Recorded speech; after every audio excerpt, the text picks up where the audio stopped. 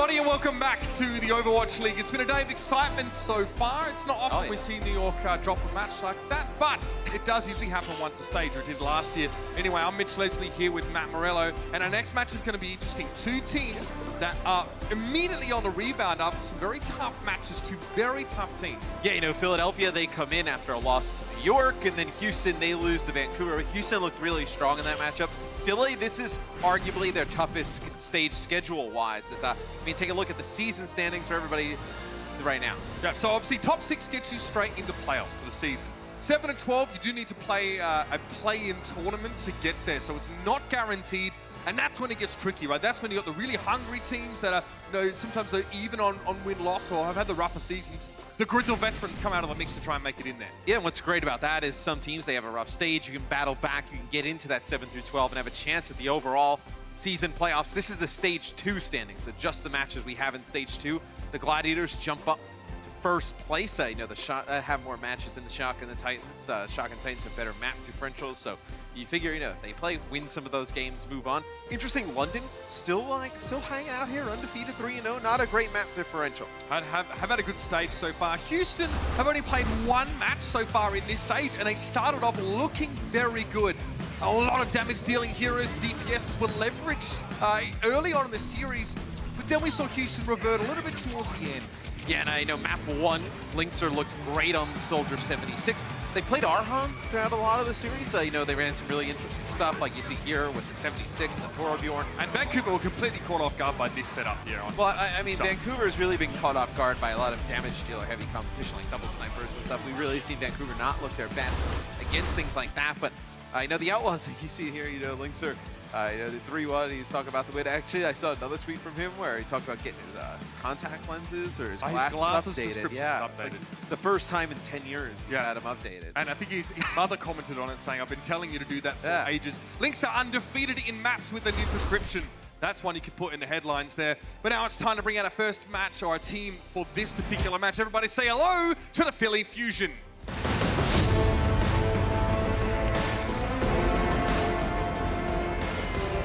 What do you say about this team, man? Where do you put them? Because, you know, they're winning, you know, some games where they definitely should be winning, but when it comes up to the even matches or against the top teams, against New York, they didn't really look like they were there. I'm a little bit higher on Philly than I think a lot of other people are, and I think I'm more optimistic on them and not higher just because of the overall season. Like, if we get out of a meta that is really revolving around the tanks and we get into something that's a little bit more damage dealer heavy, I think the Philadelphia Fusion get into that top 4 with ease. I think when you look on paper and what we saw last year with EQO and Carpe, 2 of the better damage dealers we have in the league, really flexible between the two, I think they can really excel. I'm impressed that they're able to just kind of get by in a meta that they're not great at, and you know, still able to pull off some wins against impressive teams. And realistically, though, there should be some parts of this meta that they are good at. Yes. That'll be Carpe really a big part of propelling them forward in a damage dealer base meta. Let's bring out their opponents, though, ladies and gentlemen. A big hello for the second time this stage to the Houston Outlaws. Wow, I mean, it was an interesting week last week. You know, I think people were only so frustrated about Houston losing that match to Vancouver because they looked so good in map number 1. But I'll be honest with you, I just didn't look at Twitter for the rest of the day because that was quite a trip. Houston's interesting because they're a team where you look at them on paper and you stack them up to some of the top teams in the league and you're like, I know, I just don't know if they have the pieces to get it done. In last year, we were talking about on the pre-show, last year they're like 1 map away from, you know, getting into a stage final. Obviously, I think competition leveled up this year, but I think this is a roster that still has the pieces to get into that 7 to 12 spot, right, where you're in the later half of the year, and then anything can happen. Then they can find themselves in the year-long playoff. And look, this lineup features, at least the one right now, features 3 DPS players in Arhan, Linkser, and Dante, mostly.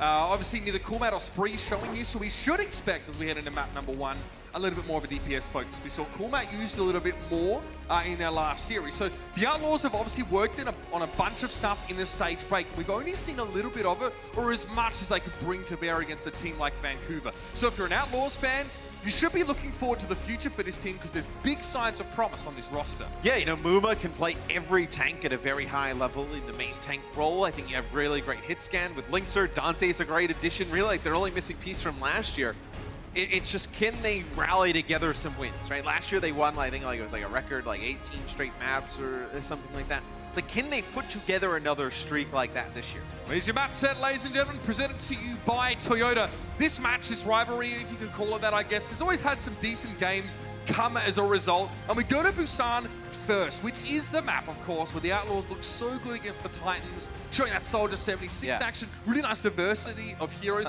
But this also means, Matt, that Philly, knowing that Houston might play a similar style, can actually lean into their DPS-based strengths. And seeing it's the same roster that they ran the last time, so this is the roster that the Outlaws ran against the Titans and ran some of those heavy damage dealers, that is a big red flag for Philly that something's going to come out here. And they should be ready for it. The Outlaws will be no shock to see Lynx. And Muma is a notorious Symmetra hoverer, so don't get too excited. Yep, this is something Muma did last year. But okay, so Lynx is going to play Soldier 76. Thought for a second maybe you see him play McCree because Carpe, a very good Tracer player, if he wanted to play Tracer in this scenario. But Carpe is going to be playing Sombra here, so you do have some adjustments, I feel like. They're not going to come out and just run 3-3. They have a little bit of a different look here. There's a sense that they may be expecting something weird from the Outlaws, and they should if they've reviewed any sort of tape. But this is something I've noticed from Philly a little bit recently, Matt, is that even though the door's kind of been left open, the option's there for them to play damage dealers, they opt not to. Still playing around Winston in more of a tankier setup here. The Sombra from Carpe will be crucial now. Great at shutting down damage dealers, essentially, especially their evasion abilities, but it doesn't start well. The fight, that is Dante finding Boombox to open things up. All three supports from Philly are taken out of the fight straight away. Good target focus, good calling, and the Fusion just have their legs knocked out from under them. And the Torbjorn here is a really, you may look at it as like an extremely odd pick, but you can kind of throw the Torb turret, whether you want to put it on the point, or you can put it off to the side where you see Lynxer was playing right there, and the Torb turret can cover the entire length of the point. You can get really nice crossfire with the 76 and the Torbjorn turret. Double sniper look here from Philadelphia. They're going to play Sato on the Orisa for some just good shield pressure, being able to just put down bullets and Muma shield, a little bit of a shield battle. Also the supercharge when it comes into it. Oh, look at the pincer, that was beautiful. Lynxer and Dante both work on Carpe, one from either side. Lynxer garners his attention with the first few shots. Dante was waiting for that one. Double sniper from the Philly Fusion. Again, Soldier 76 does not perform well against snipers or long-range heroes. EQO able to get rid of him, but Dante's looking for more. A hack on Poco is going to make it a little bit harder for him to maneuver around the battlefield, but a big hit forces Dante to translocate out. They're just trying to turtle up on the point here, the Outlaws. They're going to try and keep Muma alive. So he's getting very close to supercharging. He gets dinged though there. EQO went with the silver ball as quickly as he could, but out to big EMP. Boombox caught straight away. Sato can't do much about this one either. He'll be taken down by Dante, who's been left to run riot in the back line. He wants to go for Neptuno there, but the rest of his team helped clean that up. And the Houston Outlaws have stayed in control this entire time, and that is a ballsy 1v1 to take from Lynxer. A lot of nice shots though. Finishes off Carpe with the headshot. I mean, like you mentioned, you don't really like running Soldier 76 or like McCree into the double snipers. They've just outranged those two heroes.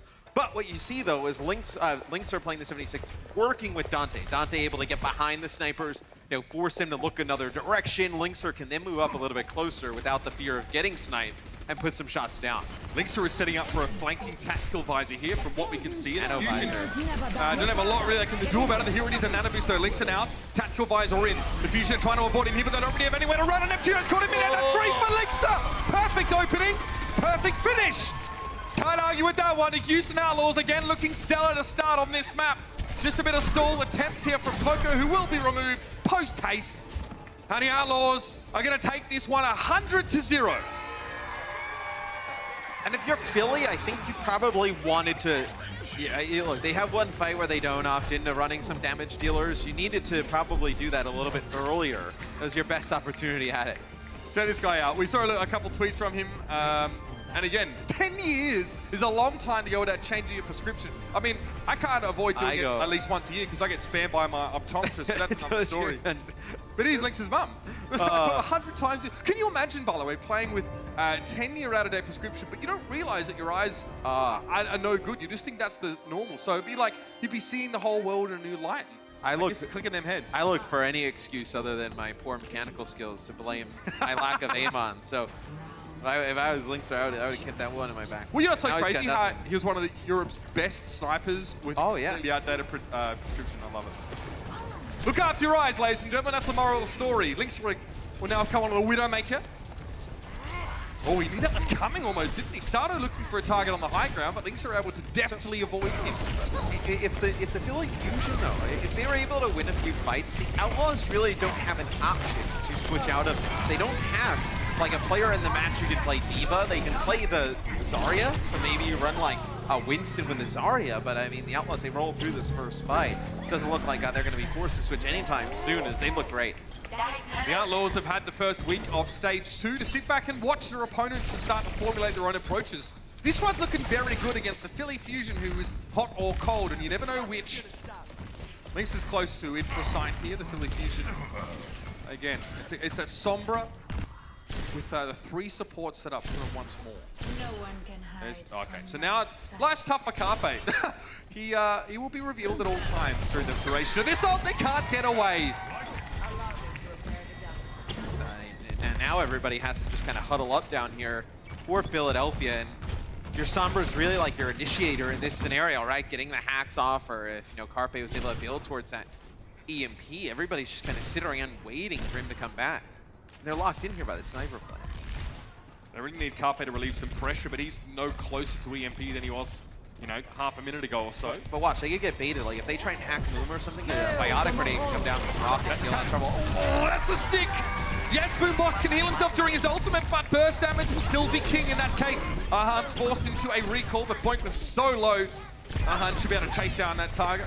Chuno sneaking off. This one ain't close. I mean, this has been a dominant performance here so far in map 1 from the Outlaws. In total, like, you know, it kills to death. You have, you know, 29 for the 29 for the Outlaws, and only 5 total over these first 2 points for Philadelphia. Just getting rolled. Philly, so they spent so much time working on their 3-3 composition in stage 1 to be competitive, and they still trying to work it on now. But the Outlaws are gone with a completely different approach, and it looks like Philly honestly don't know what to do about it. This EMP could be big. Sato's just trying to cause some problems in the backline. Dante's had the translocate out for the moment, so you'll have to be take a while to return, and finally Sato does find Linksa there. That Primal Rage went all the way. But the Outlaws still have the tools to do a lot of work in this fight. Pulsebomb trying to be dropped on EQA, but he's able to get away. Boombox fading out of the damage from Ahan, who has to recall. Salvera now coming out for the Philadelphia Fusion. They still have EMP in reserve. The Outlaws not able to force that out. Finally, Philly get on the board for the first time in this entire map of Nepal. Yeah, now Philly will have the EMP. They'll have Rally in the next fight and a Coalescence. So we'll see what the Outlaws decide to do, because you're only really running the Lucio with the 1 sustained support ultimate with the sound barrier. You don't want to use it before the EMP comes out. You probably don't want to use it pushing into Rally. Like, if you're Philadelphia here, you can use Rally at the beginning of the fight. You kind of know if you force sound barrier, great, then you EMP. If they don't use sound barrier, you have the effects of the Rally. Here's an earlier sound barrier. Boink's able to get the sound barrier off. That was not the EMP. I don't think the Carpe was looking for. Moomer was the only one that was caught by that, and Boink was able to break line of sight and get a sound barrier. Moomer now able to find him. Chuno is absolutely massive. He's off the table. Boombox had to go for the Coalescence, and EQO's taken down by an Ahan Pulse Bomb. That's 2 from him already in this round. He'd be pleased with this one. He does not have a recall available for a couple seconds, so he ducks back to the health pack. The Outlaws do need to start leaning into Philly here. Now losing Raucus, they won't be able to play as protracted a fight, but here's an EMP. This could end it right here, right now. Poco, Neptuno, Carpe all caught. Boombox is able to get the grass finish on Dante, and Poco is removed from the fight. Now Mumu could run a little bit more wild, but needs to be wary of the Brigitte, who still stands. Helix rocket from Linksa found Boombox with Ahan going down to EQO, though that Brig is still going to be a problem, and Linksa can't do enough from the high ground to get Philly off for the points. The scrappy East Coasters stay in it. And it almost doesn't work out for Philadelphia. They're not able to get the Rally off because you did have the EMP come out from Dante. It's okay, so now they switched it up. So we didn't know if the Outlaws could run like a standard 3-3 into this. Arhan's gonna play Drake. You're gonna have Linkser play the Zarya, and then Dante has played a little bit limited D.Va in the past. Switch up here, we saw this from the Outlaws in their matchup against the Titans. It wasn't enough to really get them out of trouble, but this is a different beast here, the Fusion. Carpe, it's got to be an EMP. He actually throws the translocator in to set it up instead of using it as an escape, and it seems to have worked out just fine. Everybody on the Outlaws got caught by that one because they're forced to fight together on the point. All of them subject to the EMP switching their abilities off. Yeah, you kind of know that's what you're walking into if you're the Houston Outlaws. You have to have an idea the EMP's available for Philly. So Carpe's going to go back to the spawn. He'll probably go to Zarya here. Yep, going to bring Zarya in. So get your own 3-3, and Philly has a big advantage this final fight. They'll have Coalescence, Sound Barrier, Self-Destruct, and because of the light change from the Outlaws, they have nothing. Fusion now. Coalescence, the least optimal support ultimate to happen. Still going to help in a pinch. Muma goes down. Bit of extra damage from Boombox. Definitely goes a long way. That's the Sound Barrier now folded in to that group of support ultimates. With both being removed from the fight, Philadelphia Fusion look to avoid him back up. The Outlaws, they got forced off of their damage dealer focus composition. And now Philly get to play the game they want to play, evening things up here on Busan. So just way more ultimates available at the end for Philadelphia. Houston has to have one kind of junk fight where the EMP comes out, so you needed to go quick. They got the EMP out, but in the end, just the double support ults for Philadelphia, plus Poco's self-destruct, just way too much for the Outlaws to just power their way through. Now, you know, the Coalescence from Boombox, not really super effective to heal, but it also does do down damage, and it goes through shields. So they just kind of target Muma right away, and Muma puts a shield up, there's nothing he can do. I mean, it's kind of unheard of in these compositions, right? Getting damage that penetrates through shields from long distance. Yes. So it's free damage. And remember, in these 3-3 compositions, you don't have a lot of burst healing. It's just the Brigitte repair pack. So that damage makes a difference in a longer fight. And it also heals, right? So if they're going kind of through or whatnot, like, you can get the heals up. Yeah, it's not great at either of those two things, but, I mean, very helpful because it gives you both. Philly backs out right away. They see Reinhardt 3-3 from Houston. Houston actually hid in the alleyway. They probably tried to bait them in to come a little bit deep. I mean, if you're Fusion, you probably expected something that involves a Widowmaker, because we saw it earlier. If you're Philadelphia, this is what you want. They're not running the roster that you usually see them run when they play triple tank, triple support. This is the roster Philadelphia plays all the time. Like, if you can't out teamwork and coordinate this roster, which one would you? That's a great point. These are the 3-3 specialists set up here for the Houston Outlaws. Will have to make do, and they do in the first fight. Getting Carpe early is definitely a good sign. And obviously removing the mech, which would have been very pesky.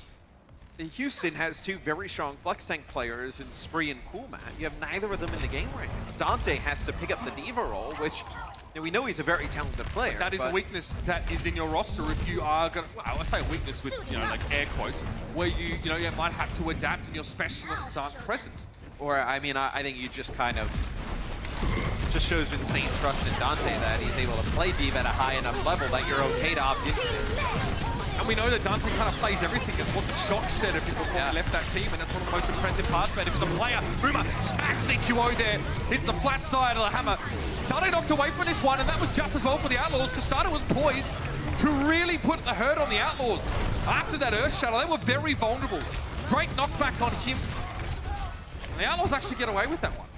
Yeah, but Trent comes out for both teams, so you don't really have anything. You're going to have the Sound Barrier for Philadelphia to get through the Graviton Surge that Linkster puts down. Let's see how good of a coordinated Graviton Surge from Linkster, self-destruct from Dante they can pull off here. It'd be really impressive if they were able to land with it. Huge Earth Shadow from Boomer in the previous fight, but now the Outlaws won't have that available. Here comes the Graviton Surge, but the Sound Barrier comes in. Linkster realizes there's no point trying to burn down Boombox in the back line.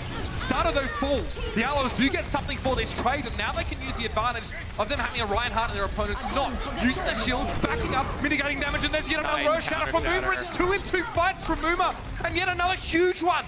Not only 2, but 2 impactful shatters over the course of 2 fights. This could hurt. Oh, Poco drops it in. Yep, Sato wasn't there, and the timing was real good. And just as the Outlaws get to 91%, the Fusion finally managed to make their way back in. Self-destruct, grab, Transcendence, all used there. And Philly knows that is a one-fight type of scenario where they needed to use the grab. Not ideal because they knew the shadow was going to come right after it from Muma. But if you don't use it there, you're running back to the point now. You maybe get like a last-second touch, like just a bad of a spot. Just as Muma went down as well, the Outlaws actually got caught out. They were trying to chase the dregs of Philly off at the point. So, you know, there's no grab for Philadelphia. You can use this Transcendence, you know, a little bit more freely here if you're the Outlaws. You can rally, push in, then when people get weak trance, you just don't have the sustainability for Philadelphia to get through it. Fire strike from Sato trying to stave the Outlaws off, but with that rally healing, the poke damage is pretty insignificant. Earth Shadow comes in, Arhan and Muma both caught out by that one, but the Transcendence from Raucus will keep them standing now.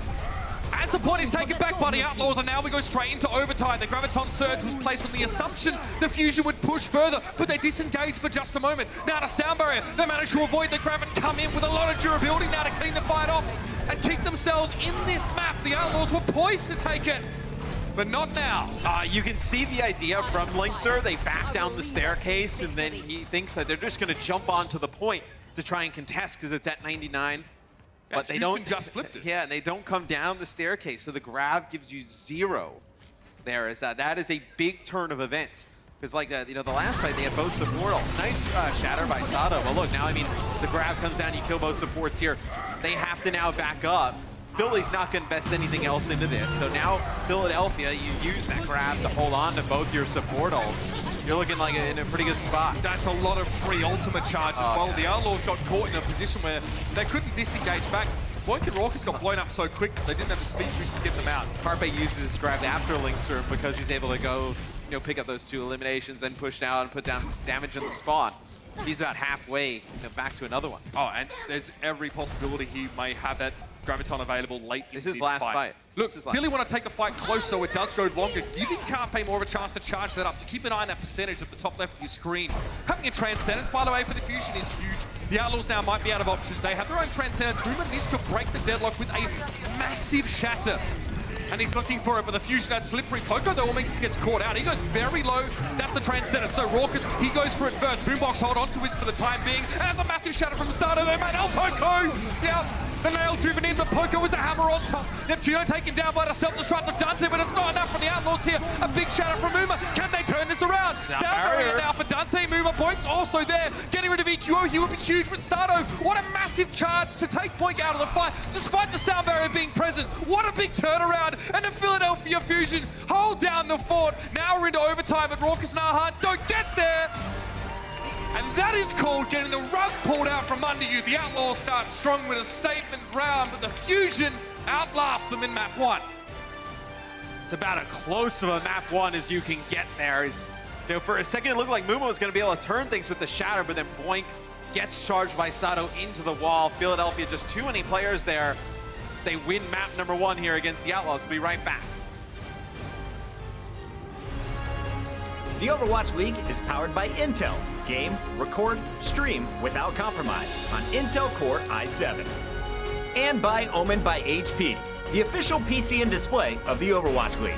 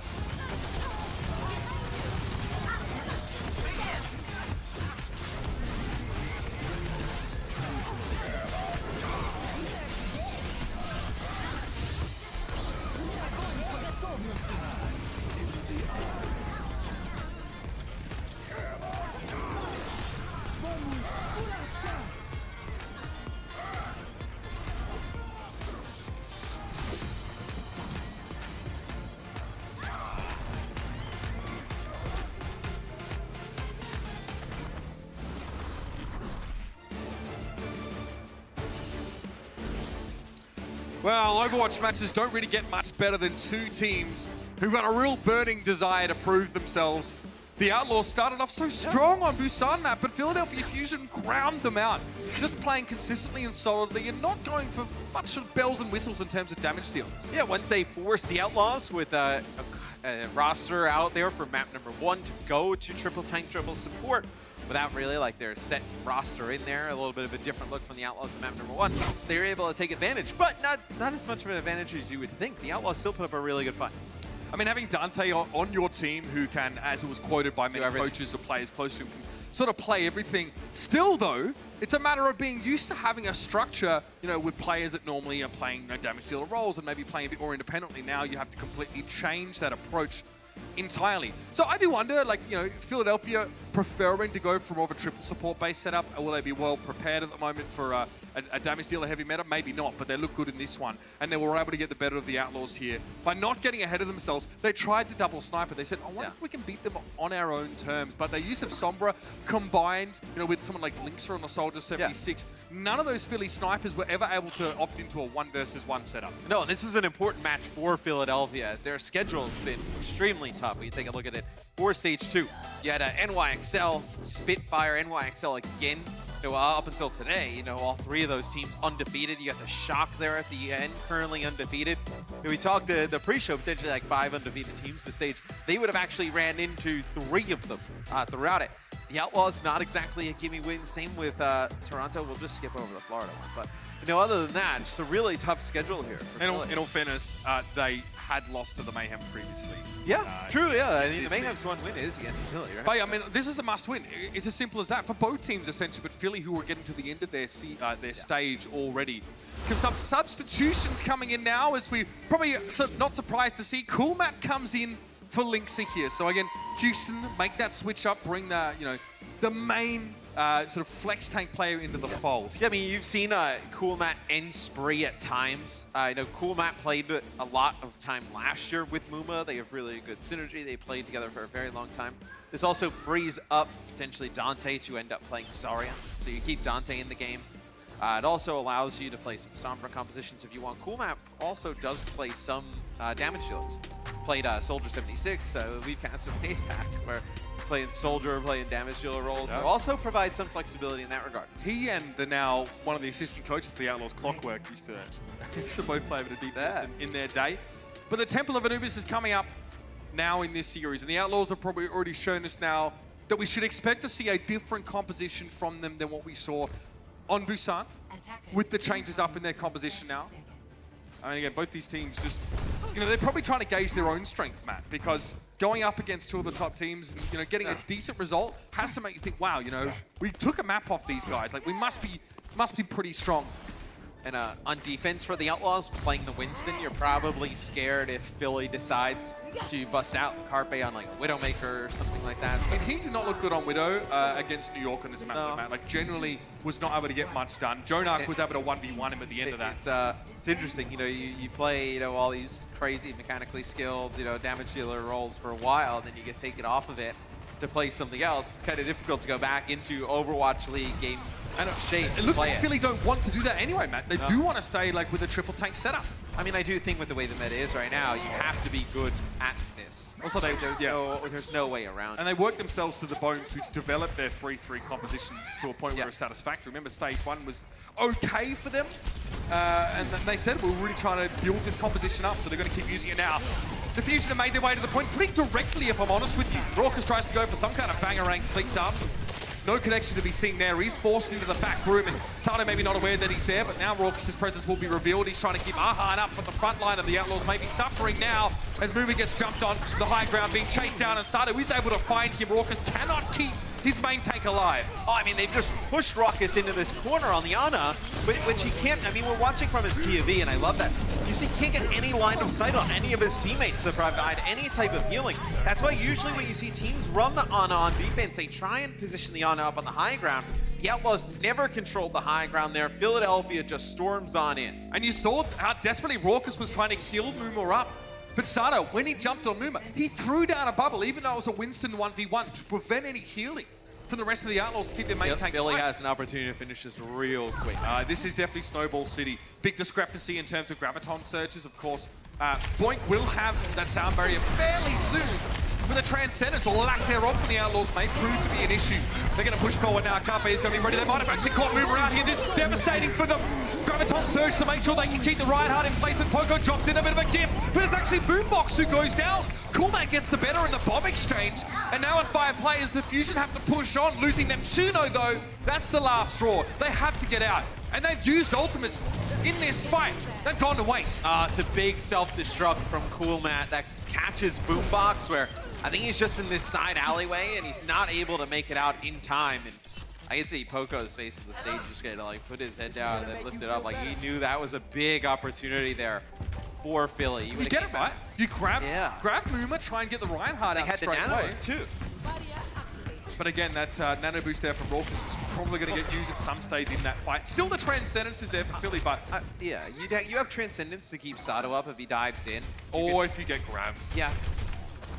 You could also just kind of like use the Transcendence to kind of like move in, get Sato primal, force a ton of charge on the Carpe, let him put down some more damage, maybe farm up a grab real quick.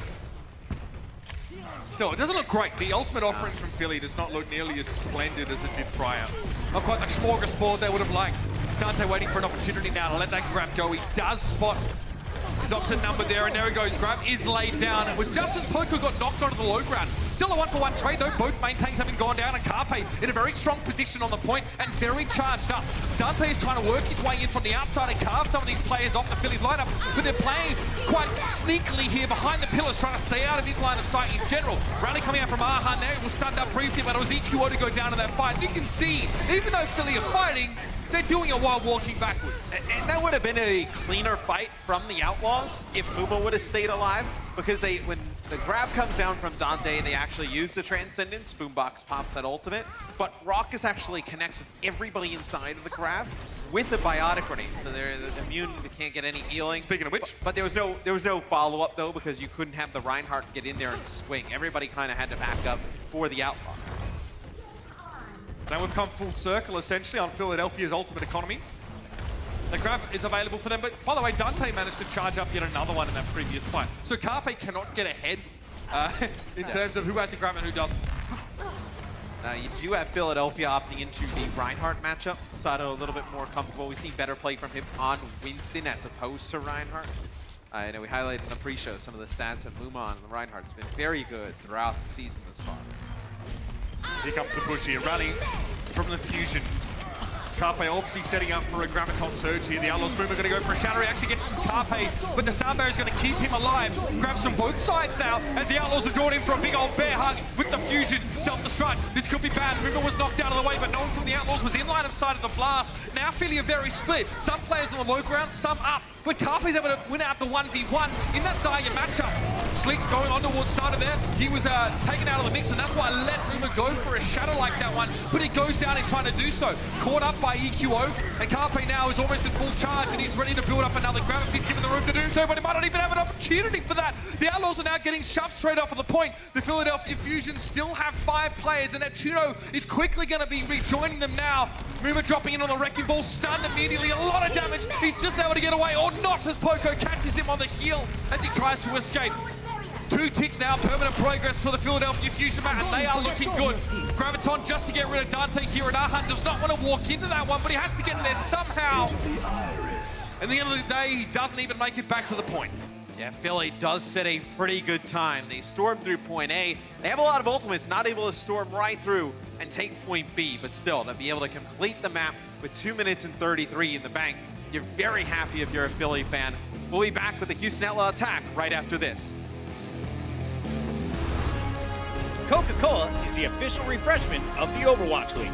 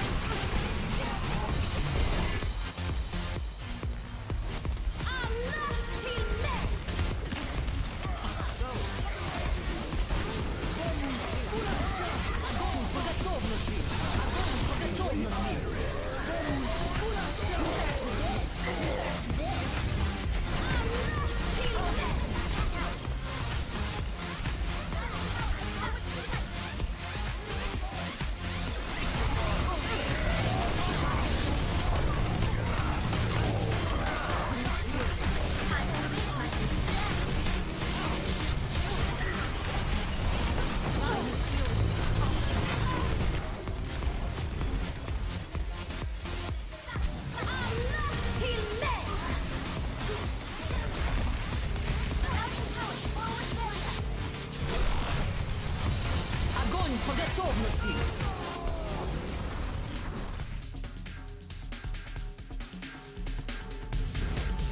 Halfway through the Temple of the Anubis, and the players on your screen, Philadelphia Fusion, have managed to finish the map with a respectable time bank. 2 minutes and 33 seconds is what they have to work with. By the way, now's the time to vote for your 2009 All-Star Game, presented to you by Intel.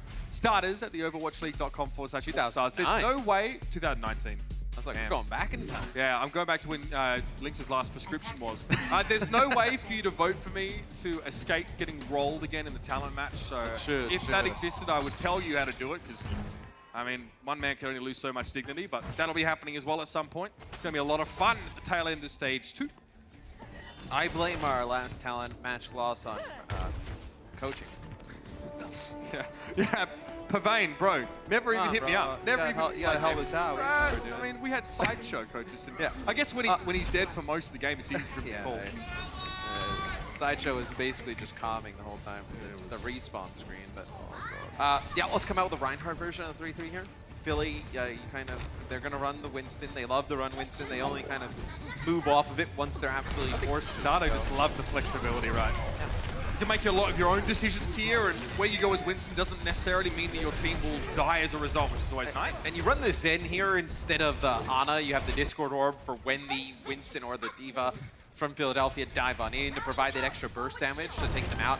Ana really susceptible to the dive, although you do have the high ground here. Obviously the Outlaws don't know before their attack happens they would be gifted the high ground, but Zenyatta very effective on the high ground as well. Sade drops in here. Muma probably not his ideal target, but with the rest of his team focusing on him, Reinhardt and a Discord Orb on him, it's definitely where you want to be going. Sato just was free to pick and choose his intended target and then collapse. Oh, didn't have time to get the Primal Rage out though. I don't know if that was intended. Either way, the Outlaws able to get rid of Boombox as well, and yet they're going to start using some ultimates now because they realize they've got a chance of actually winning this fight. Cool map being de-suited. Dante must go down now, and the Fusion get in. They may have saved their bacon here. They use Rally, so that actually was winnable for Houston. They kill Sato before he uses Primal Rage. They use Rally, and they still have Dante and Coolmat on the point, and Arhan backs up to the underpass by the bridge. So they're actually the two players on the point, Coolmat and Dante, they're out of range of getting any of the armor. But I can Rally. I can believe if that was miscommunication, because the Outlaws probably before Sato went down were thinking, all right, we're going to reset after this fight. So they have to switch gears very quickly. Didn't quite work out. Even the best teams struggled to make those small adjustments. Oh, Dante, you don't want to be where he is right now. His shield gets ripped off him and he's low, and Carpet was trained on him the whole time. Now this is actually a reset for the Houston Outlaws, but they can't really go anywhere, man. That's the problem. Mutual knockdown there as Muma got stunned up, and this is going to get staggered out longer than Houston would like. Yes, Coolmat now demeched. Muma actually switched to the Wrecking Ball and then now back to Reinhardt, so you lose any progress you would have made towards Nurse Shatter on the first one. Coolmat, suffering the inevitable fate of a lot of Diva players. The bad part here, if you're the Outlaws, is you probably would have liked to, force an engagement which would have had Philadelphia invest some more ultimates in. They only have to use Primal Rage there to, get the fight win. I mean, you see, hold on to all these ults. That displacement that Winston, causes to the enemy team during Primal was what destroyed the Outlaws in that fight. Very cheaply won for Philly. But because they're playing the Reinhardt version of the 3-3, the Outlaws, they're going to play pretty close up together. If Sato plays this right, he's going to get Primal Rage again very quickly. Remember, Winston's Tesla gun will attach to whoever's close enough, really. So theoretically, he can be hitting 6 people at once. It's not unheard of. Pay attention how quick he goes from, let's say, 65 all the way up. Oh, I like that little rotation there from Dante. Thought they could catch out Boombox, who was on the bridge. He has to go for a Transcendence here, which is still a good result for the Outlaws, but they've also invested the ultimates as well. So it's a trade for Transcendences, and Boombox, Boink, should I say, had already used the Sound Barrier. Houston used all of their support ultimates here, and they still haven't gotten a kill yet in this fight. That is not efficient use of ultimates, but they're trying to dig their feet in to really invest in this fight and try and win, but it hasn't worked so far. And late in the fight, Philly just get a Sound Barrier, which gives them so much durability. They stay topped up after the big, powerful ultimates come out from Houston. And as the smoke clears, Philly stand tall, and Houston have 20 seconds left to attack. Yeah, I mean, Houston wants to take real estate because they're playing the Reinhardt, and they want to force Philadelphia Fusion down to them, but Philly just kiting perfectly, just moving around the map. Coolmat's going to get stunned up here. That fight was an unmitigated disaster for Houston. They tried to get cute Matt, they tried to catch Boombox out, he had Transcendence, and now he's 85% of his way to the next one. He'll probably have it in this next fight. Houston have to go now. They do have a Graviton Surge, so Boombox does need to get that Transcendence ready to go right now, or he won't be able to keep his team alive. No! Just a little bit too late. Boombox goes down before he has a chance to use it. Philadelphia will try and stall this fight out, but it doesn't make much of a difference because Houston are in overtime. They've just bought their way back into this game. Whether it's a stay of execution or a second win, Houston are still in it. And now they have a better opportunity to land a big Earth Shatter. When you move on to point B and there's only the 2 entranceways back onto the point, players just line up here. So let's see if Muma can land a big shatter. He's gonna get crushed. Sato comes out, he switches to the Reinhardt now, making it much harder for Muma to connect with a shatter even if he wanted to. You see Neptuno very low in the corner, but also very slippery, and the Outlaws, you start to see the sails billow with a bit of wind as they come forward, but the Fusion are able to slow them down again. Yeah, and Philly needed to play aggressive on Namuma there. They know he has the Earth Shatter, and they don't want to give up space. And let's say they start losing the shield war in terms of Reinhardt, you're getting set up in a position where it's really they're going to burn down the shield, they're going to shatter, they're going to just roll through. They'll get a stun, you know, with our hand moving in. It's a bit harder now, but you can still, there's a lot of areas on the side where you can get around the Reinhardt or behind, you land one of those stuns. You are furious if you're Philly. You are 1 second away from having won the map there, potentially with Boombox getting Transcendence. Oh, Carpe! Boombox! Down. Okay, now needs to do something with that Transcendence because from the high ground, it was Coolmat ate it. Carpe maybe wasn't ready for that one. Philly trying to get a little bit aggressive, but it's backfired on them. Muma down, Sato also taken out, so both Reinhardts are missing and Dante's close to his grab. And Philly without one, they're gonna have to rely on the Transcendence of Boombox if it comes out, but Carpe melts Dante and Co down. Oh, charged up Zarya is so scary. He actually flings that grab in from long distance and Coolmat eats it up. You see, you can build go up for that. on Anubis, especially with how the chokes are. I mean, he's going to build up to another grab very, very quick. I mean, that defense matrix extends in-game, like a good 10 meters out in front of Diva while expanding. Coolmat is just sat on top of the bridge. So, okay, well, I'm just... And I wonder if Coolmat here in the Baby Diva mode, Pilot Diva, trying to farm up another mech. I wonder if they kind of have a gauge and maybe they'll kind of just push in. You see Poco up top. Yeah, no, they're not going to decide to push in yet. So thought maybe for a second you could have speed boosted in final second, take him out. But now it looks like Houston, Poco just scouting for information. Houston's going to go here on this left-hand side. Try their chances going this way. Philly don't want to give them space. Once more, Matt, they do what they did in the first fight here on point B. Now they step back a little bit and they try to go for a bit of an Earth Shatter. It was a cute attempt, but Moomers is much better. EQO goes down. But Arhan is taken out by Neptuno here, and the Outlaws, while they are grouped up, they are extremely low and have no burst healing available whatsoever with the bring off the table. Muma charges in, probably just to try and farm some more ult percent, but again, Carpe is the janitor.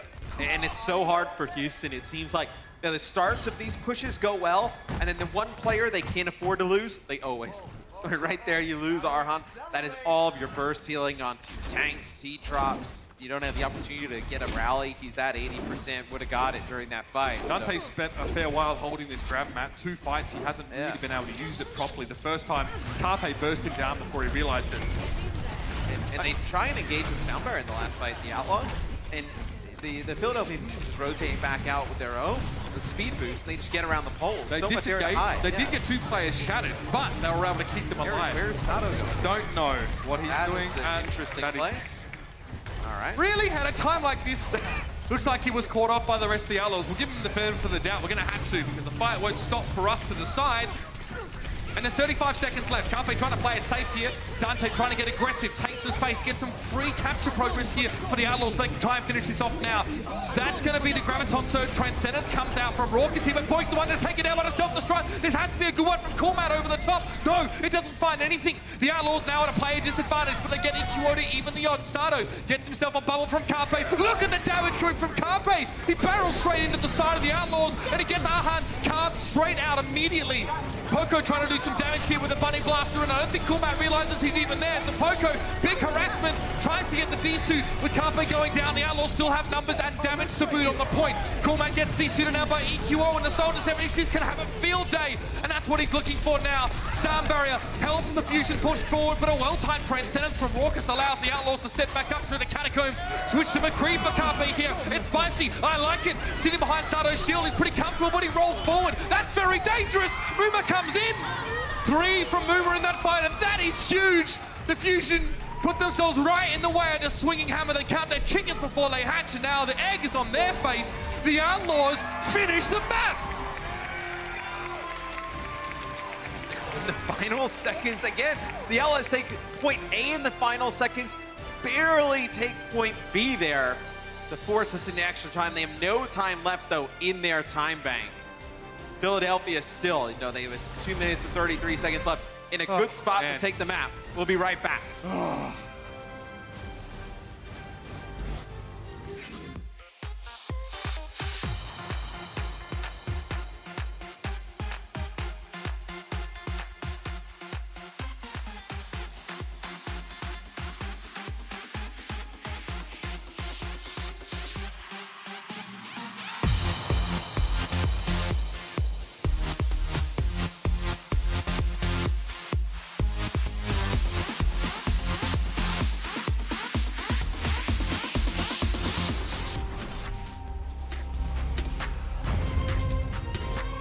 I love the Outlaws. They refuse to go down in those last couple of fights. Muma, what a huge 3 kills from him at the end of the fight. The grab obviously helped.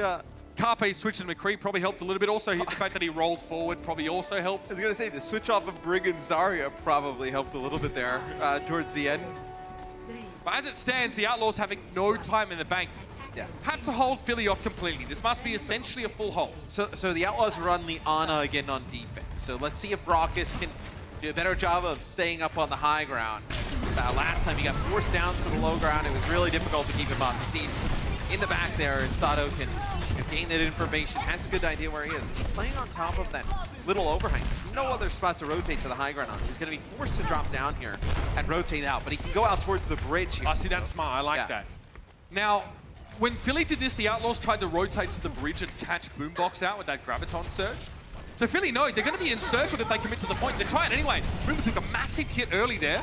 No repair pack for him. No, it's actually going to be a biting grenade from Raucus to keep him up. Extra burst heal is always good. Kumat, though, man, already desuited. Yeah, and that play is set up by Sato, and Sato jumps onto Raucus here. That actually breaks the line of sight from all the supports of the Houston Outlaws on a Coolman. He gets D-maxed. Oh, Muma going down now. Not a good sign for the Outlaws. The Fusion huffed and they puffed and finally brought them down. And Philadelphia Fusion will take map number 2 in this series now and put themselves already on the brink of taking the entire thing away. As strong as the Outlaws have looked, Matt, not quite enough for Philly, who playing very no-nonsense today. Yeah, it's been a very close series through the first 2 maps, but Philadelphia, just the teamwork that they've established, having this roster for a very long time, pulled out the first 2 maps. Up time, we'll be back after the breakdown with the rest of this series. See you in just a moment. The Overwatch League is brought to you by T-Mobile, now connecting 99% of Overwatch League fans. Catch your league on America's network, T-Mobile.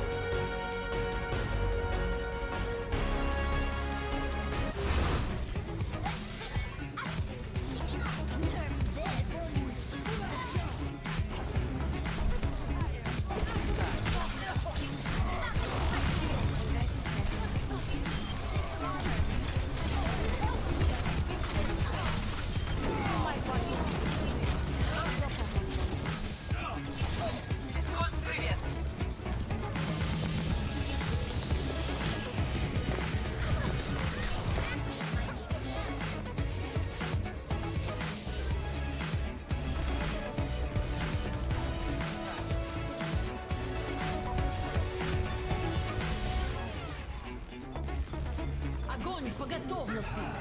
Into the iris.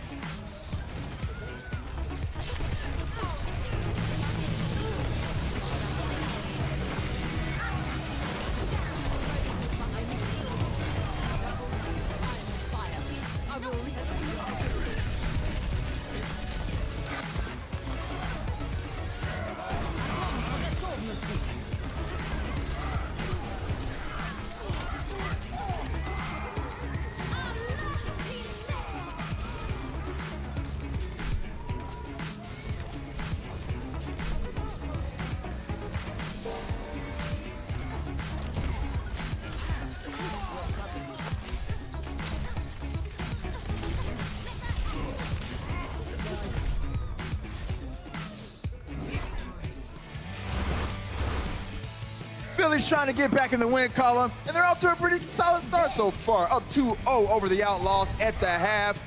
Welcome back, everybody. Malik here. We got Sideshow and Zoe here at halftime. Guys, very close match thus far. It seemed like the Houston Outlaws were going to steamroll at the top of the match, but then Philly, they woke up, and they've made this a close one so far. Yeah, and like all of the previous matches we've seen between these two teams throughout 2018, they always keep it close. It ends up either being a really close four-mapper, or many times it's gone all the way to 5. So still an opportunity here for Houston to come back. And they look so good on Busan. I think even though they actually ended up losing it in the end, this has got to be one of Houston Outlaws' best maps. And as they saw when they put up such an incredible performance against the Vancouver Titans as well. Right, you're right about that. Well, let's get this halftime moving because there's a lot to unpack. I believe, Sideshow, you have an Insights powered by Intel for us, don't you? I do indeed, and I'm going to break down that composition that we saw on Busan from them. One of the reasons that I think it is their best map. It's weird. Don't run it in ranked, or maybe do after you've learned how it works. But it revolves around this Orisa and Torbjorn setup that forces an enemy team to try and contest it. Doesn't matter what they're running. If they're running the Orisa, if they're running whatever, the triple tank, triple support. And these kind of positions are where the flankers set up, the Soldier 76 and the Sombra. So Soldier 76 will try and take these long sight lines on the enemy team as they attack. So the Soldier's going to be trying to put down these kind of flanking sight lines while the Sombra harasses from behind. So as you see in this fight, when we play it out, it's actually Dante on the Sombra that causes a lot of pressure behind onto Boombox up at the top left. And as he does pressure at the same time as Linksa flanks, they are able to collapse onto people. So it's a composition that's designed around having the bait of the Torbjorn turret and then spreading flankers around and doing huge damage to them. So look again, Boombox takes a little bit of peppering from Linksa, and then Linksa's able to get value out of the Tag Fighter. Now Poco's busy, so he can't use his defense matrix, but even if Poco had been there, they have the Sombra to be able to try and hack as well. So they can still get value out of what is normally not that good an ultimate. And it's such a cool strat. And it works so well on Busan. Because of that, Busan is so big, it's so open, you can kind of wrap around your opponent without them being able to punish you. Right. What is an enemy team supposed to do? Like, are they supposed to run at the Sombra, run at the Soldier? They're just going to get kited all the time. You have to deal with the Torbjorn, and then they just come in around. It's a creative stroke of genius, and I love that they've been able to find success with it. You know, this is what I was expecting with these multiple DPS comps. I was expecting to see people just get swarmed, and that was awesome. That was awesome. Thank you so much for that, Sideshow. Now, I gotta say, I feel kind of bad about earlier. I was kind of giving Sato a little flank with the whole Coca-Cola drinking game thing during the pre-show. He's actually been performing pretty well so far this game. Yeah, but see, I love that kind of moment. I love that when we're underestimating a player and they pop up on stage, it makes us happy. We don't want any player to perform badly, obviously. So seeing them going against the odds, going against the stats more so even, is actually fantastic. And it was all Sato on Anubis. I do think that he really got the better end of that tank matchup against Muma. Muma really got picked off a lot by the Philadelphia Fusion, and Sato just did such a great job at splitting up the Outlaws. He really, really got so much value out of his ultimates. So I was very impressed with Sato's overall performance. Yeah, it's my opinion that Sato kind of lives or dies by how well Philadelphia Fusion is working as a team. And I think Sato and the whole of Philadelphia Fusion have actually managed to click today, and their teamwork is going well. This is a comparison of their Reinhardt play on top of Anubis. There was a bit of a time discrepancy, but it's per 10 minutes. So this is kind of how it averaged out. You can see Sato's actually getting the better end of it, but his entire team is getting the better end of it. Yeah. And one of the big differences that we might see moving forward throughout the rest of the maps is that Eichenwald is very much kind of a head-to-head, Rhine v Rhine. You are just going like man-to-man with the other Reinhardt. As we usually do. Sure, exactly. Mano y mano. Yeah, and No pun intended. and Muma has been a lot better at being able to land these clutch earth shatters over the course of it. So I'm looking for the turnaround on Eichenwald. I agree on that, but I also feel like Outlaws look out of sorts. They do not look well coordinated right now. So I don't want to put out a flank on Muma for losing this matchup, No, but it seems like there's a lot of times where he's not getting the proper healing. Am I wrong in saying that? Well, I think it's a matter of discipline from the Houston Outlaws, I think, because when they see opportunities to go aggressive, they're kind of rushing into it. They're not playing a kind of the safer style that you need to. Okay. So there are times when they could have have won the fights. They could have turned things, but they throw an ult away that they needed to save, or a player pushes too far forward that they shouldn't have, or they don't realize when to back out. They need to tighten half the things team up. has been backing out. Like Arhan is like going back the others to going and forward. Anubis. So they need to tighten things up at the half. Exactly. I've been wondering what's going on with Arhan. So, all right, how do the Houston Outlaws get back into this map and make your validation, your pick, the right pick, Zoe? All right, I did pick them, didn't I? Yeah, just what we just said. They have to tighten it up, but the communication needs to be a little bit more spot on. Still, there were a lot of disconnects coming into this, but the map pool, as you already mentioned, should be actually going in their favor potentially, or at least make them play a little bit more to their strength. Yeah, I can definitely see on Eichenwald, Muma's Reinhardt having a huge impact. He kind of got beaten up by Bumper in the Vancouver Titans game, but I think Muma's going to come out here looking for vengeance, and his Earthshatters have previously been really good. So Eichenwald should be a spicy matchup between these two main tanks. All right, well, you guys heard it. Eichenwald coming up next. Can the Philadelphia Fusion, they're one map away, pull off the victory, or will the Houston Outlaws pull off a reverse sweep? We're getting ready to find out in a bit, so stay tuned.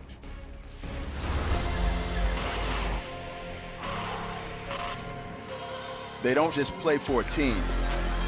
They play for every fan, every rival, every moment, every match. And when everyone watching expects the best, they perform with the best.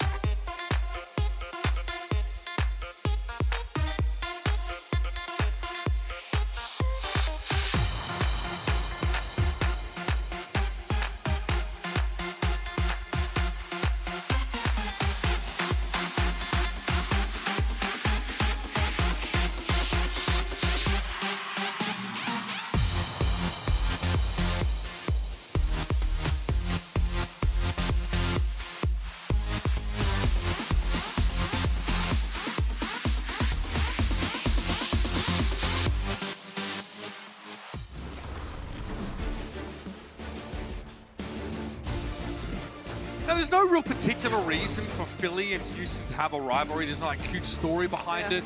But they always give us incredibly good games. I think Josh brought it up at the halftime show. It's either a really close 4-map affair, or in many cases it goes to 5 maps. Now, if the Outlaws want that to be the case, they have to win the next 2 maps. Otherwise, losing just 1 map will give Philly the series. Philly wants to break through after a rough stage. So what we've seen from these teams in the past is usually like they were really close 3-1, or we had a lot of 3-2, Game 5 series between these two teams.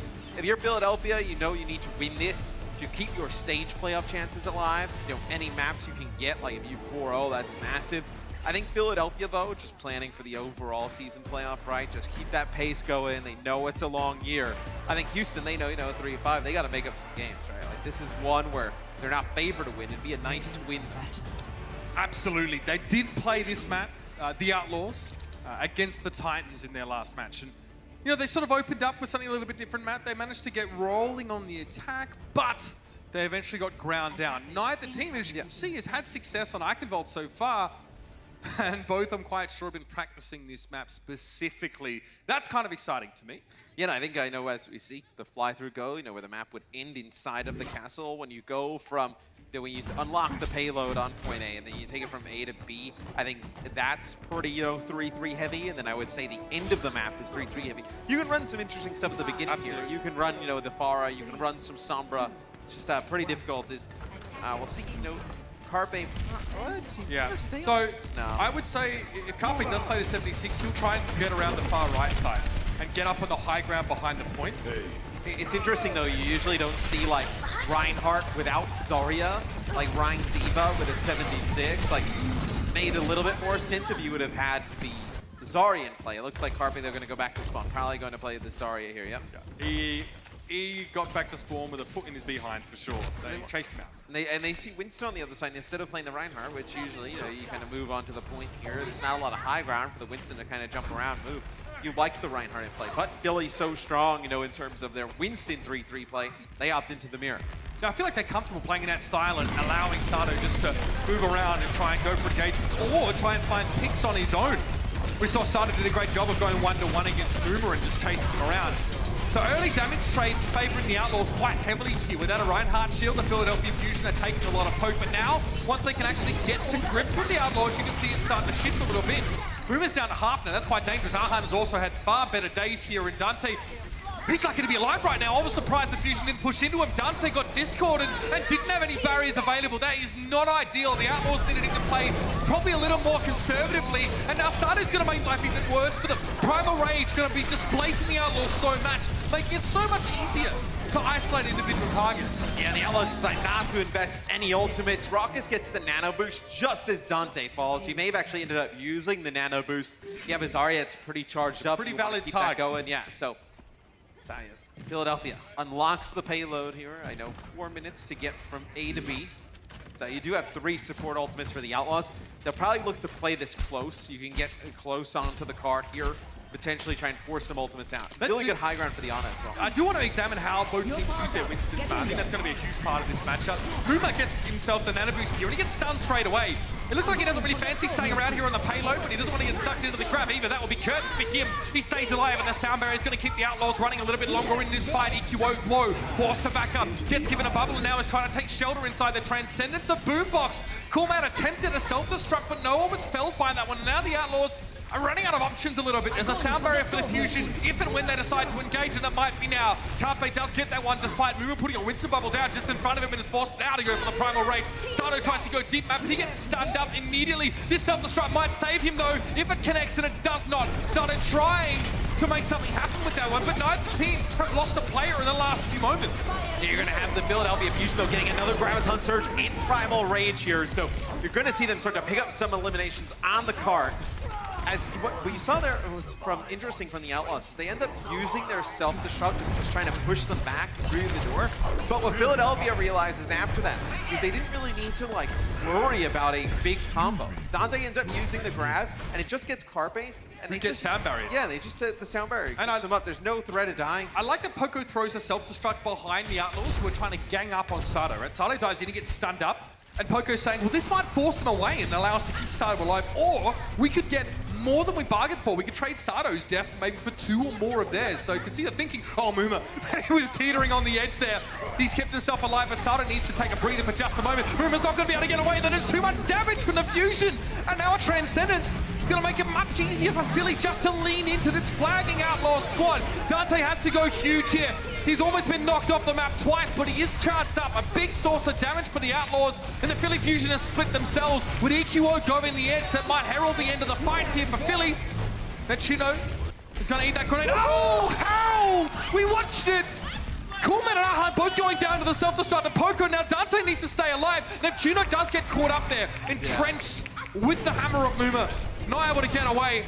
Had that Chino stayed alive, it could have been nasty. It could still be rough for the Outlaws here, Matt. Dante's caught up inside a grab, and a lot of damage is being heaped into that one. The Fusion front-loading all the deeps. And now it's going to be Arhan and a desuited Coolmat to try and stay in it. Yeah, and EQO, you knew they wanted to invest in that fight when EQO comes back on Wrecking Ball. So that is one where they double down. Big self-destruct there. from Poco. And you know what Brockus did that time is probably what they would have liked to do on point A. They actually used the nano boost onto Dante to keep him up. Sato probably going back to spawn. You're going to play Reinhardt here. Reinhardt on the final stage of the map, almost necessary. Even on Reinhardt's not really like super in the meta, you would see Reinhardt come out at this It is stage one of the map. big choke, man. Let's be honest. And both teams kind of need the Reinhardt so they don't get taken down before the fight begins. Self-destruct over the top. Sato gets moving here. The rest of the Outlaws couldn't back Numa up. They were busy hiding from the self-destruct. Now with point going down, the Outlaws have zero mobility.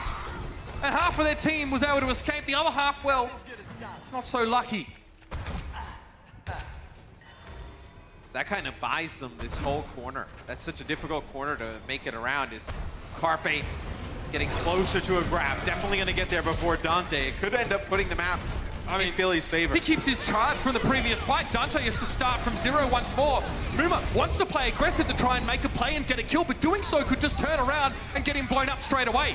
Ahan, thanks to the rally, is able to stay alive here, and the Earth Shatter only catches it towards Carpe, but getting rid of the Zarya could be big for the Outlaws. They cannot complete the kill though. Boombox, his Transcendence keeps Carpe alive and that energy intact. Raucus has his own Transcendence here though, and he is saving it. No one on Philly has been able to force that out of him. So the Outlaws can at least take solace in that fact. Philly seem to be waiting here for a chance to go. They split back up, now coming back together. It's going to be a rally that will begin the start of the fight now. Carpe, Graviton surge straight into the corner. He gets caught up in it himself, but it doesn't go very well for the Fusion at all. Sato and EQO caught up.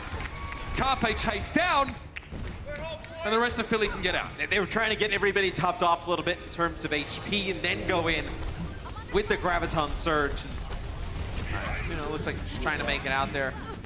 Boombox making it out as well. So you do have Boombox who was able to farm up, getting another Transcendence here. So you did end up spending the Graviton surge for Philadelphia. Houston invests their Transcendence into it. You're going to end up with both big support ultimates, so your Transcendence and your Sound Barrier here for Philly. It's a self-destruct that opens things up. Sound Barrier comes out from Houston, so now you know they have nothing if you're Philadelphia. And now you have the Transcendence, but are you going to use this aggressively? They can't really with the self-destruct. Sato's getting pressured too much. He was trying to keep his team protected, and now without the Reinhardt in the picture, it's a two-man Earth Shatter from Muma. The follow-up is definitely going to be there. And Muma's just going to chase down that brick, but now with the Sound Barrier, he realizes he may have overextended somewhat. He backs up a little bit. Discord Orb is no longer on him, so he can play a little bit more aggressively. Notice that Poco's in the back there quite low. Poco playing so passively, maybe preventing him from being able to get close enough to be ready to eat that grab.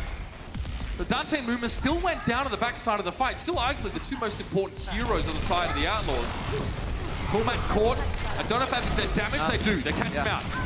Poco somehow stays alive through all that. Does a really nice job getting back to the choke, getting a Harmony Orb from Boombox. So you want to push up here if you're Philadelphia, get real estate on the card, keep it going, force an OT. Carpe gonna have this grab yet again. They're gonna be going up this against this Transcendence. I think you probably use the grab early. Transcendence comes out, just try and keep everybody alive, and then that's your best chance to push it over the line for Philly. Dante a long way away from his Graviton Surge. Have to wait for it later on. Carpe, despite not having energy, is going to go for the Graviton Surge anyway. It's going to be a Transcendence thrown in the middle of it now. Carpe not back.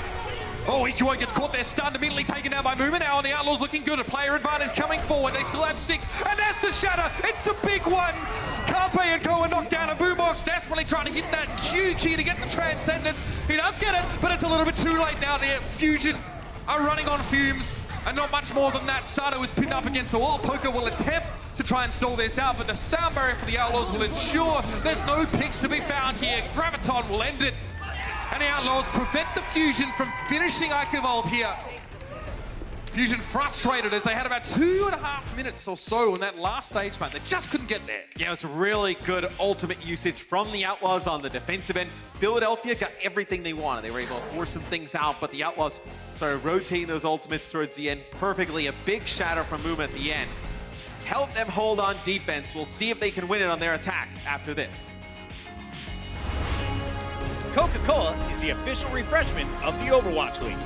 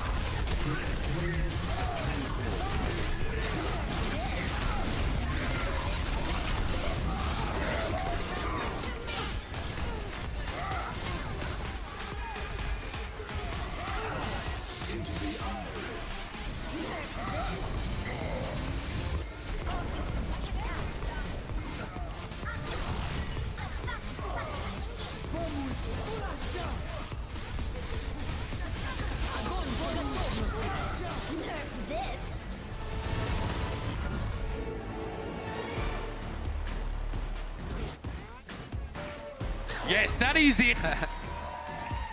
You love to see it. Fantastic cosplay down there in the front row. The loudest awesome. part of the arena during Outlaws games. Oh, throwing some shade at Philly. Hey, bro, that doesn't even Oh rhyme. yeah, we got some pretty. All right, everybody shows something. I love it, man. Does that even rhyme? I don't think fusion and trash rhyme. Maybe in like an American accent. Can I get a second opinion, Matt? I mean, it's Philly sports. I mean, everybody gets angry going against Philly sports teams. I mean, That's funny, actually. I looked it up. I found the Philly fusion fan base to be very well mannered. oh no, they're great. But look, I mean, yeah, I get the Philly fans are waving up at us, right? The Outlaws fans are making the sides. What's up? Philly's man? trash. It's all right. It's like, How are we doing today? All right. hey, I've seen Eagles fans. All right. What is that? They're I don't want to know. You know, they could be hostile towards us New Yorkers. That's all I'm saying. That's all I'm saying. Here it is. The bias is finally getting dug up. So the Outlaws now will go on the attack, and finishing the map is essentially what they need to do. Eichenwald is a trek. It's a slog. It's uphill as well. But we did see the Outlaws have a pretty good first attack against Vancouver. They were able to take the point A pretty quick. It was just their attack stalled out completely from A to B. So Philly on defense are coming out with Reinhardt. Outlaws, they kind of feel like, I mean, if you're the Outlaws, you feel like you'll take the Reinhardt matchup. We talk about Sato very good on the Winston, Muma good on Winston as well, but you kind of favor Sato a little bit maybe in the Winston matchup. Muma definitely favored in the Reinhardt matchup. Dante struggling to find energy until he actually used his shields, and then he found plenty. So I digress. Very difficult to not find energy as Cesario right now with all the big characters out. Okay, forced to use personal bubble there. He's not taken quite low, remember. Healing only really comes over time with these compositions and not all at once. The fusion have rotated to the point, as of the Outlaws here, so both teams are set up. This might be a fight that is decided by the first wave of ultimates to come through. That would have been him!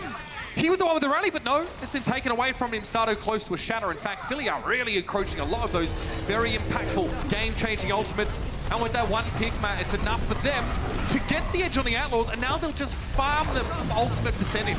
Yeah, and Arhan in such an important role on the Brigitte. You know, the burst healing available for Brig, and then also when your Brig dies, you're forced to back out.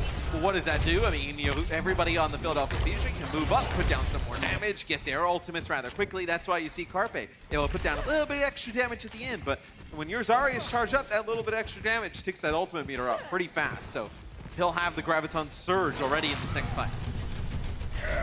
Shatter comes in. That is just filthy. And the Outlaws walk head first into it. Nothing that could be done. Muma must have had his shield turned perpendicular to that as he tried to guide his team to the point by the left side.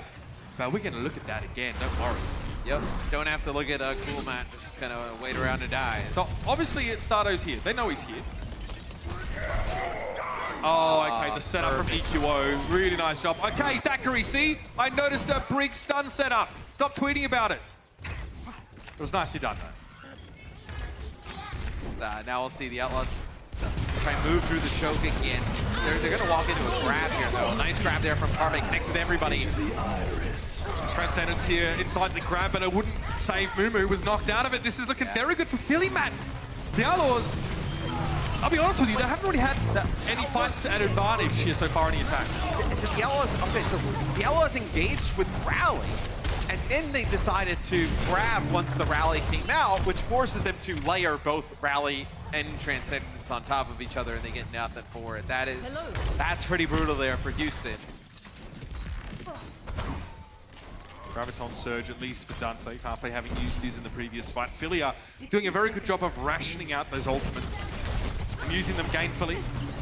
Dante wants the Fusion to play close together here, so he's going to take his time and make sure Poker does not absolutely ruin his day. It would be a match-winning Graviton Surge negation if that would happen, but Mover again gets caught out, Matt. Just gets disco, and look, I mean, this farm at the end, it's going to get Carpe right up to another grab. So just these early pickoffs. It was a few times on Anubis we saw Arhan as well get picked off early. This time, though, it's Muma.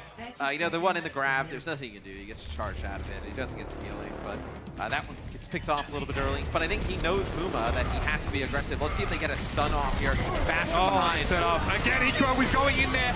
Wasn't quite the Earth Shatter straight away, but it was saved until a little bit later now. A lot of ultimates being used by the Philadelphia Fusion here, but Poco comes up with the goods. Dante is taken down. He did get the Graviton surge off, but where's the rest of the backup here for the Houston Outlaws? Unfortunately, the answer is they're all sat in the front row, and they don't have mice and keyboard right now. Raucus has been taken down, and that'll do it. This time, it won't be so close. This time, the series is decided in 3, and the Philadelphia Fusion look very good there to take these away. And they'll be happy about that one, except Poco, who doesn't really seem to be fazed by too much, but trust me, inside, he's jumping for joy. He'll be very pleased about that. Philadelphia, rough stage for them. Getting a win here is very important, and now they absolutely need to make sure they turn this into a sweep here. Map differential for a team like them is going to be very important in the coming days. See you in a moment with map 4. The Overwatch League is brought to you by T-Mobile, now connecting 99% of Overwatch League fans. Catch your league on America's network, T-Mobile.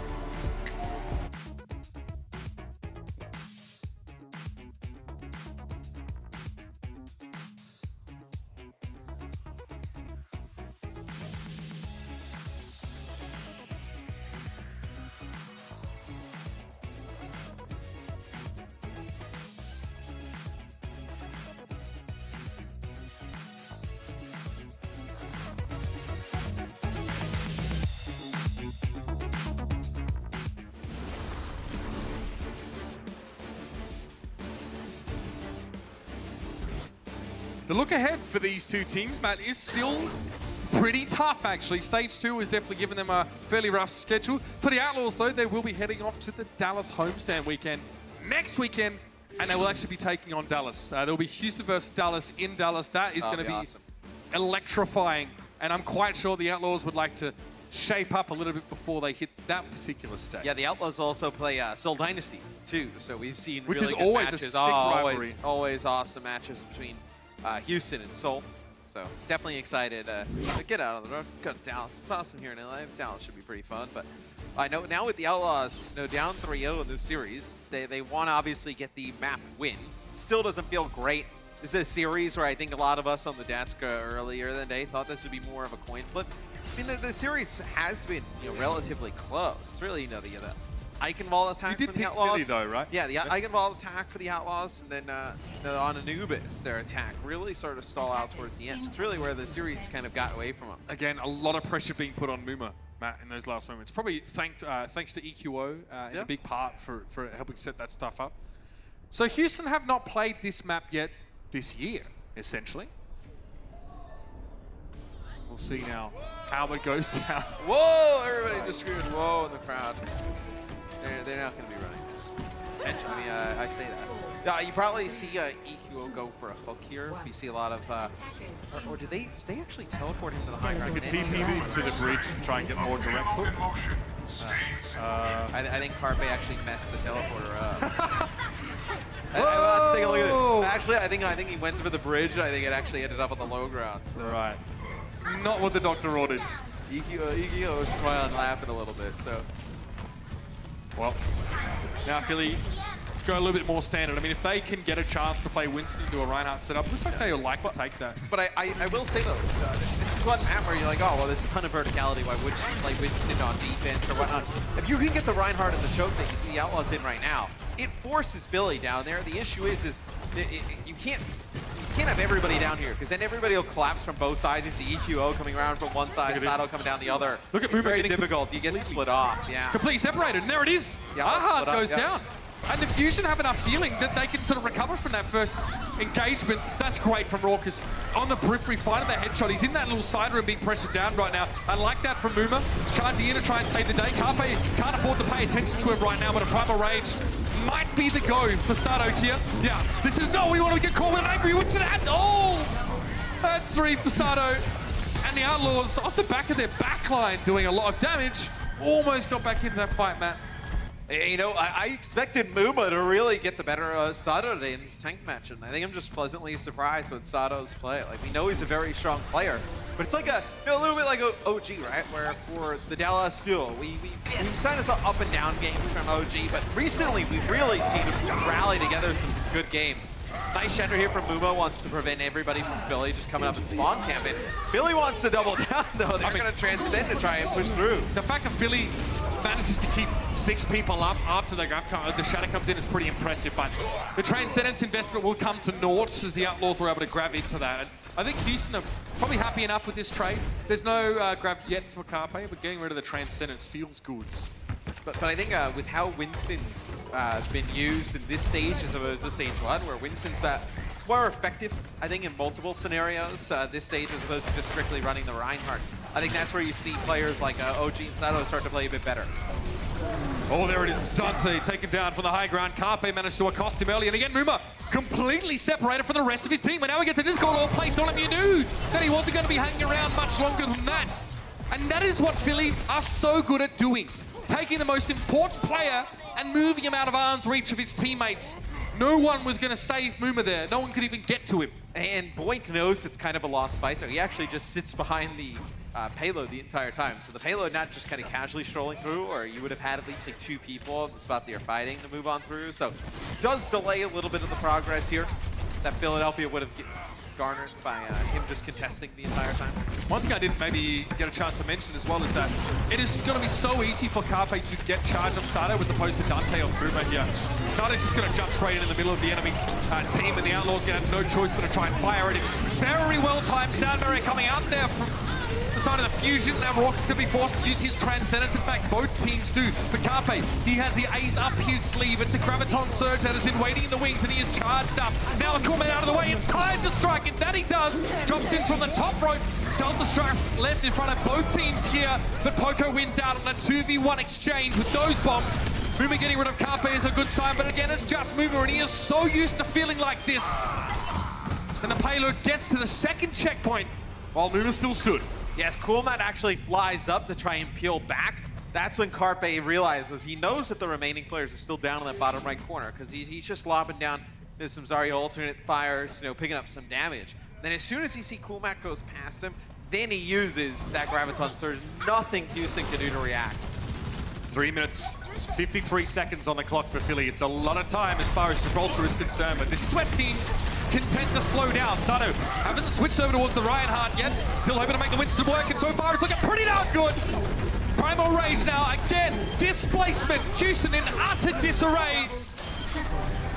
You just notice the little things, right? He jumps behind a few members of the Outlaws and then uses the Primal Rage to push them back around the corner so they don't have the ability to turn around the corner, go back, get a full reset. So Sato done a nice job of just staying alive on Winston. I feel like that's been the hardest issue for him, is just staying alive. So now they have to, well, not gonna live through that. It's gonna be a solo grab to take him out. Yeah, 1-for-1. Muma and Sato both going down now, but Carpe is getting close to his grab. The sound barrier, though, will be enough to ward the Fusion away. Sato will switch to Reinhardt now, which is what we were expecting to see. But still winning a fight with the Winston on this stretch is impressive. Again, he did it with Primal, but the fact remains. Yeah, and here's what you can do if you're Philly. You can build up towards this sound barrier. You can sound barrier into the Outlaws and then hope they react, get a few players low, react with the Transcendence, then just play the long game. You can even speed boost out at that point because you accomplish your goal, then hit the grab. Oh, losing Sato though, you can't do none of that. Yeah, cool, man. Really got in there. Sato removed the QO down. Well, Neptuna will be hitting the speed boost to get the rest of his team out of there. 2 minutes, 28 seconds. Philly have lost 1 minute on this part of the map already. So, looks like Poco's going to have to jump off the side here. Does not want to waste even more time. Still, that is a long walk. The Outlaws want to play close. They want to get some ultimates out from Philadelphia early. They're okay with dying to ultimates around this corner. The issue is they don't want to play back by the cart. You have a little bit of a trade here as Carpe takes out Boink, as Raucus takes out EQO. That's actually, I mean, that's a trait that you probably would like if you're the Houston Outlaws. You have no rally or still. Let's see, I mean, it's perfectly placed, but. What? All right. Poker was no business getting 2 with that. And the Fusion is still able to push on Matt. They're going to keep going for it. Oh no, Boombox sniped out. And now I think they'll stop and Poco opened a window for them there. There was definitely an opportunity. I'm surprised you saw them invest into that when you knew that there was no chance of, like, you can't get the burst heals on Sato or anybody else. When EQO dies, you don't have the repair pack. You're not building up towards a rally. Well, you're not getting Inspire procs either. You're not getting that AoE healing when you're fighting. The Fusion, they did barrier, but that was only when the grab came. I don't know about that one, Philly. So let's see what EQO can do here. Ideally, the Fusion want to try and set up a big Earth Shatter from Sato. That means that EQO is going to have to be thrown into the mix here. He has to be the one to start this off. Maybe rally, he comes forward, he gets bubbled instead of Sato, and then a bash, you'll see. Sato is eating a lot of damage though. Here comes the push though. Sato's the one that gets the bubble, and he's going to go a little bit aggressive here. EQO off to the side, he's looking for it. Didn't quite find the bash, but Boink got taken down, and Boombox finished off the job at long range. Boomer got given a bit of a repair pack there, another Transcendence to keep him alive. Does Sato go for a charge? Not from this angle, he doesn't. The Transcendence comes out and they back up. They know they want to just wait this out. Now Boombox has his Transcendence. Boomer does hit a shatter. He knocks down Carpe. They're going to use Soundbarrier to invest. They cannot find Carpe, and he's going to be the key to the fight now for the Philadelphia Fusion with a Graviton Surge waiting to be used. Transcendence well timed by Boombox, and it connects. And again, from downtown, Poco drops in yet another bomb, and it's good. 2 for him. And the freakish Frenchman drops another load, does incredible stuff, and now the Philadelphia Fusion are going to get across the line. I don't know where that was from, but I guarantee you it is from a heck of a long way downrange. I think they kind of lost track that Poco was actually still behind them. He was over by the spawn doors, and he was still just putting down some damage. I think they lost track. They sound barrier, they went forward. And I don't think they expected that self-destruct to just come from behind. Perfectly placed yet again from Poco. What's so crazy about this gentleman is that this is not forced. He looks pretty impassive, that's because he just is. So where does he let this one go? I guess I forget that he's in this area. Look at how he repositions his mech before he sets that one up there. And this means that Boink and Arhan is both susceptible to that blast, even though they look relatively safe. I thought it actually came from closer towards Philly's spawn on the other side there. Yeah. What a way to turn that fight around. You know, he was over just kind of, you know, pestering around by the spawn door for a bit, and then there's essentially no setup with that self-destruct either. I mean, yes, there was a Graviton Surge on Muma, who would be the target, would block a lot of the damage. But even without that, the bomb came in after the Surge. It was more that the Outlaws were not ready for that angle at all. Oh, I mean, Poco, he had fantastic self-destructs last year. I mean, you know, the Poco bomb, it was kind of like a players have gotten smarter, man. Yeah. You know, and the Brig is now in the game. Zarya is more, you know, common.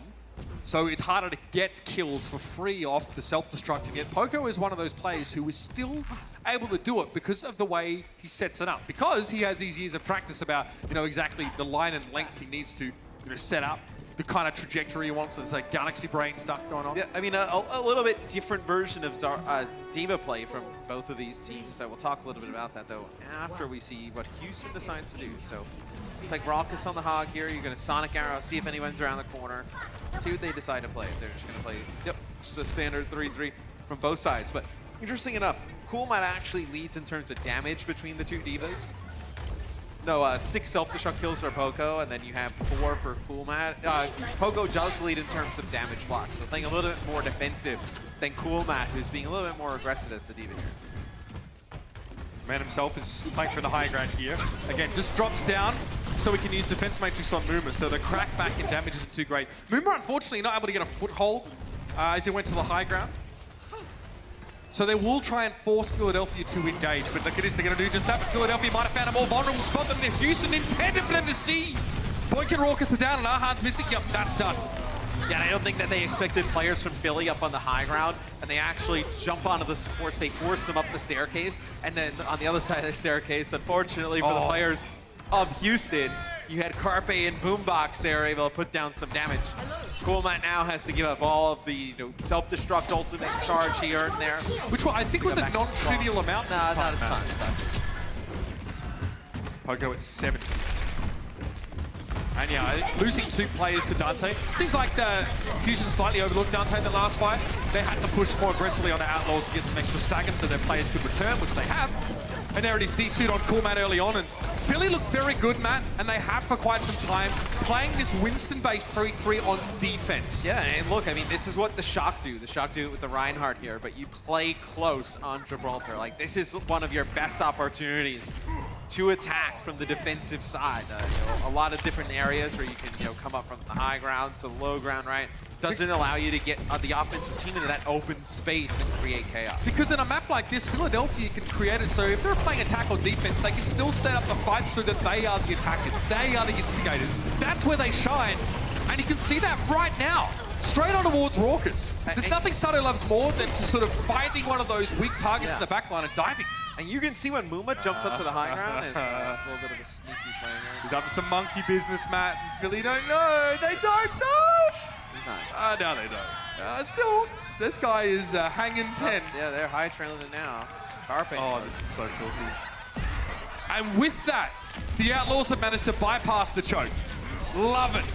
Muma, yeah, well, I mean, you'll wait the price now, of so. Well, so you do, I mean, look, you bypass the choke in terms of the payload.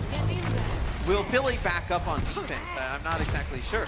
They were playing Carpe up on the high ground, and Muma jumps up, and Carpe doesn't even move. Just pops his bubble, takes all that damage, and then just waits for Sato to jump down. Then they know there's no jump hack on Muma, can't go back down and peel for the supports. High ground denied once more as Cool Matt tried to get himself up there. Sato, they're doing the old, this is what Miro used to show, the whole drop down, then jump up. Using high ground as Winston is really important to always make sure that you can get out. He's trying to bait the solo grab. That's what he's trying to do. He baits them into the grab. He's got the primal to live through it. Dante, Boink, a lot of people caught and saw that small room. We know what Sato could do, but he's got a lot of damage coming at him, especially with a Discord orb placed on him. Dante, this is Grab City. If I've ever seen it, lays it go on towards Carpe. The Transcendence comes out now from the Fusion. The Outlaws don't have that ultimate available to the right now. It's going to be self-destruct in the back. No one affected by the Outlaws. They're going to get themselves sound barrier, but so do Philly. The Outlaws playing with a player advantage until just then. Muma taken down. Now Poku's going to try and set himself up on the payload and eat as much damage as humanly possible. Slow the Outlaws down. That's the plan here. Make it costly. Somehow he's able to get past Cool Matt, get healed up, and now another Transcendence comes out from the Outlaws. They're going to commit to this fight. They have no choice in the matter. But here comes the Fusion. Here comes Carpe. And they're not looking just to seize the day, but also the win as Poko's still in his mech somehow, and Cool Matt gets focused. He and Boink was split up for the rest of the Outlaws because of Sato's Winston bubble. And now Raucus is going to be chased out as well. Everyone on the Outlaws having to fall alone. Split apart here. The Fusion doing so well and carving them up into 6 different pieces and having them one at a time. Again, Boink trying to do the cute play to keep this thing going, but for the Outlaws, oh yeah, a very disappointing attack here on Gibraltar. The series, in all fairness, had already been lost. Philly now just having a bit of fun with it, and why not bask in the glory of a sweet 4-0. Philly there towards the end. Muma switched over to the Wrecking Ball, had to get onto the payload to contest it. Neptuno just sat on it, and what Philadelphia did was just push EQO and all the tanks up. They were able to clean up a lot of those extra players there that the Outlaws had just lingering around, but really strong performance from Philly today. No doubt about it. I think Poco definitely got to shine a little bit more in the later part of the series, but the match had already been won by Philly by that point. The real work definitely being done in maps 1 and 2. And the combination of EQO and Sato looking extremely good for Philadelphia. They're leaning into now a synergy that's been developed on this roster over a vast number of repetitions. And the Outlaws obviously are trying to make some changes, but Philly have remained true to playing a 3-3 with Winston, and they look very good at it. They're starting to really make it their own. Yeah, no, an 0-2 start to the Outlaws stage, probably not what they wanted. We can take a look at the season standings here. So this is the overall season, stage 1 and stage 2. The Fusion moving to 5th at 8 and 5. And you see the Outlaws, they fall below that 7 through 12 that would qualify for the play-in matches. They drop down to 16. Yeah, you're happy there if your Fusion sitting where they are. The Outlaws still have don't freak out, fans. They still have plenty of games left this stage. Remember, they've still got 5 more to go, and a lot of those are going to be happening over in Dallas as well. So if you're a local fan, get there and support them and cheer them on as they try and rack up a couple more of those wins to set themselves up for a spot at the stage finals. Here's your Omen by HP player of the match, by the way, and I've got to give it to this guy, EQO. Fantastic performance, and yeah, I'm giving it to a Brig player because his setups, man, have been stunning all throughout the series. Every big shatter from Sado has EQO's shield patch behind it. And we talk about how important it is for the Brigitte player to, be alive a lot of the times. Beautiful setups in different types of situations, but how many times do we see Archon, sometimes get early picked off first? We never really saw that from EQO throughout the entire series. Played a very strong series throughout on the Brigitte. We saw the Hanzo early on in map number 1 as well. Definitely a difference maker on the hero. I mean, look, anytime you put down 27 only 17 deaths.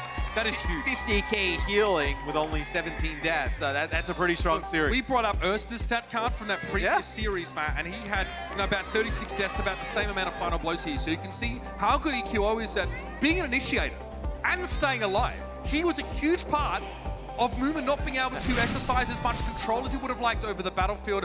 I'm really impressed with his performance today, I have to say. Yeah, and he's definitely turned into a leader on this Philadelphia Fusion roster. So they'll obviously doing all the things that we see Brig do, whether it's set up plays or just kind of like backtrack, keep everybody alive, and then also call a lot of the games as well. A lot of red, white, blue in the house today, ladies and gentlemen. Coming up next, the Washington Justice take on the Los Angeles Valiant. Both teams have a lot to prove and a heck of a lot of maps that they need to win to be considered a part of the playoff race. So we'll see how that all comes together right after this. Thanks for joining us. We'll be back in a moment. The Overwatch League is brought to you by Toyota, official North American partner of the Overwatch League. Toyota, let's go places.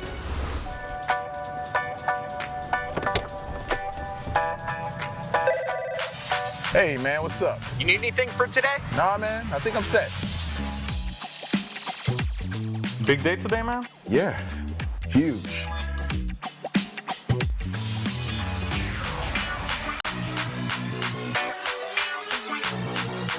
Let's play some Overwatch.